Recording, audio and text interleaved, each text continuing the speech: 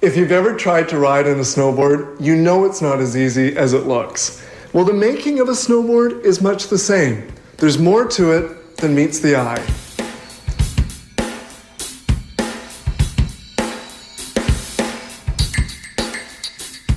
The snowboard is the delight of winter sport enthusiasts. Its core is made of a thin sheet of wood. Various kinds of woods are used depending on the type of board being made.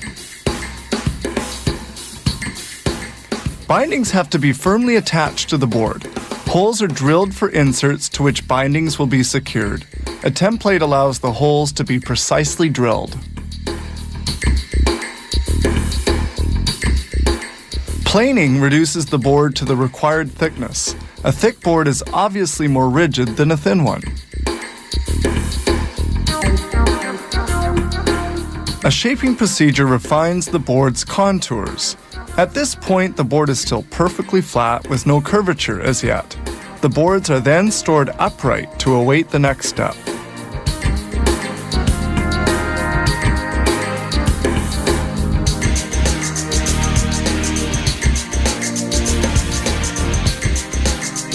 Now they must secure the aluminum inserts which will be embedded in the wood. This thin sheet of fiberglass will afford better support for the inserts. They will thus be more solid.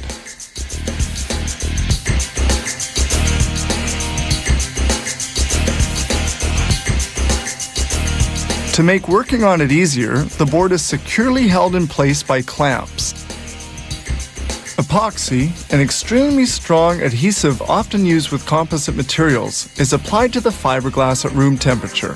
It is then essential to remove any excess epoxy as well as to eliminate all air bubbles so that there will be a good adherence.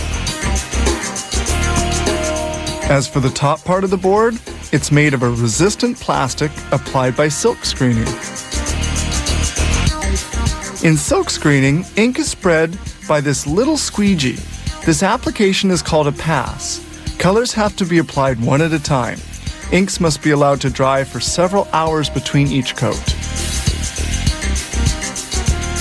Now the board must be curved. A cover is placed on the mold.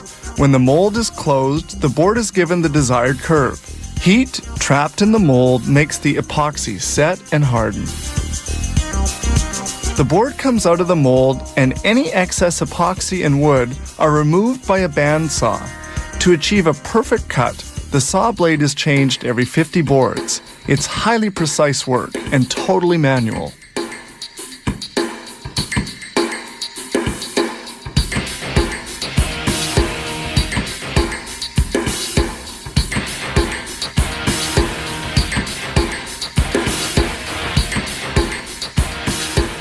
They apply, again by silk screening, another coat, then another color.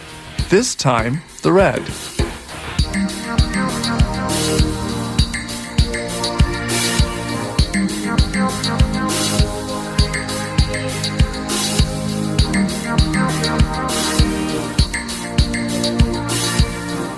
The snowboard must now be protected.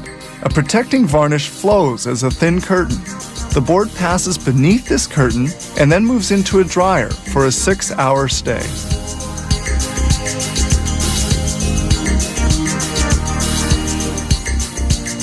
Sanding removes surplus varnish from the edges of the board.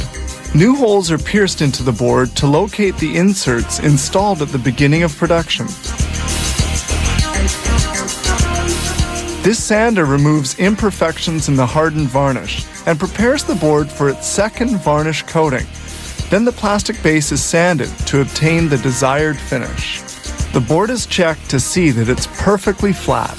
A razor blade verifies that the different coats are well adhered to one another. Certain boards get an engraved aluminum insert, a luxury touch. The board is finally now ready for action. This facility turns out over 500 snowboards per day in a range of some 30 different models.